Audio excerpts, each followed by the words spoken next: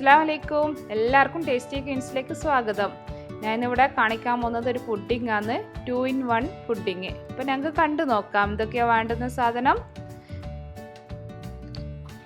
1 cup whipping cream.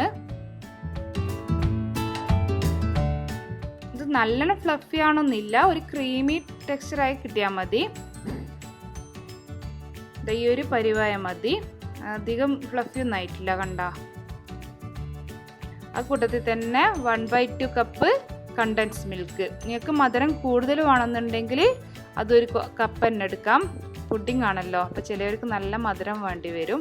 അതിൽ തന്നെ 125 ml തിക്ക് cream ഇല്ലെങ്കിൽ നിങ്ങൾക്ക് പാൽപ്പൊടി ഉപയോഗിക്കാം. 5 ടേബിൾ സ്പൂണ് പാൽപ്പൊടി ഉപയോഗിക്കാം, അതും നല്ല ടേസ്റ്റ് ആയിരിക്കും. ഈ ഒരു ടെക്സ്ചറായി കിട്ടിയാൽ മതി. കണ്ട അധികം ഫ്ലഫി ഒന്നും ആയിട്ടില്ല, ഈ ഒരു ലൂസിലായി കിട്ടിയാൽ മതി. അപ്പം ഞങ്ങൾക്കൊരു ട്രേ എടുത്ത് അതിൽ കേക്കും ഉണ്ട് ബിസ്ക്കറ്റും ഉണ്ട്. ഞാൻ 2 ലെയർ ആയിട്ടാണ് കാണിക്കുന്നത്. ഫസ്റ്റ് ഞാൻ കേക്കിൻ്റെ ലെയർ വെച്ചു. എനിക്ക് ഇഷ്ടമുള്ള കേക്ക് എടുക്കാം. ഇപ്പം എൻ്റെ അടുത്ത് 2 മോഡലുള്ളത് കൊണ്ട് ഞാൻ ചോക്ലേറ്റും വെനീലയും എടുത്തിട്ടുണ്ട്. ഗ്യാപ്പൊന്നും പാടില്ല, നല്ല ഇതാ തിക്കിയിട്ട് തന്നെ ഇങ്ങനെ വെക്കണം. അതിൽ ഞങ്ങൾ നേരത്തെ ഉണ്ടാക്കി വെച്ച ക്രീം ഉണ്ടല്ലോ, വിപ്പിംഗ് ക്രീം, അത് അതിലേക്ക് ഒഴിച്ചു കൊടുക്കാം. പിന്നെ നിങ്ങൾക്ക് ഇഷ്ടമുള്ള നട്ട്സ് ഉപയോഗിക്കാം. ഞാൻ അവിടെ ടൂട്ടി ഫ്രൂട്ടി ഉപയോഗിക്കുന്നുണ്ട്.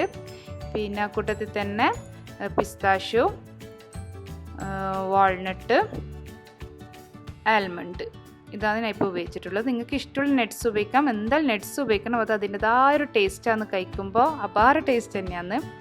പിന്നെ അത് കോഫി, ഒരു ചെറിയ സ്പൂൺ കോഫി ചൂടുവെള്ളത്തിൽ ആക്കി വെച്ചതാണ്. അത് ബിസ്ക്കറ്റ് ഡിപ്പ് ചെയ്യാൻ വേണ്ടിയിട്ടാണ്.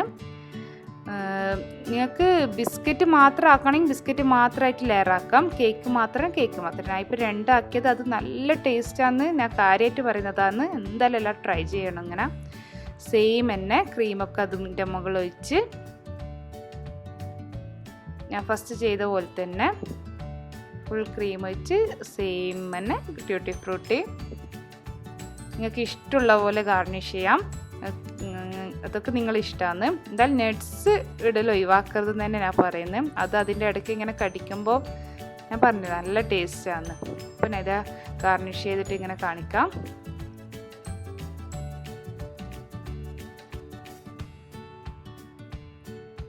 ഇത് സെയിം ആയിട്ട് തന്നെ ഞാൻ ചെയ്തിട്ടുള്ളത്. ഞാൻ പിസ്താഷ്യോ പൗഡർ ഇടുന്നുണ്ട്, അതൊക്കെ ഒരു ഭംഗിയാണ്. നല്ല അതിൻ്റെയൊക്കെ ബൈറ്റ് കിട്ടുമ്പോൾ ഒരു നല്ല ടേസ്റ്റ് തന്നെയാണ് കേട്ടോ. അപ്പം നിങ്ങൾ എന്തായാലും എല്ലാവരും ട്രൈ ചെയ്യണം. പെരുന്നാളൊക്കെ വരുന്നതല്ലേ, കുറച്ച് റിച്ച് ആയിക്കോട്ടെ വിചാരിച്ചിട്ടാണ്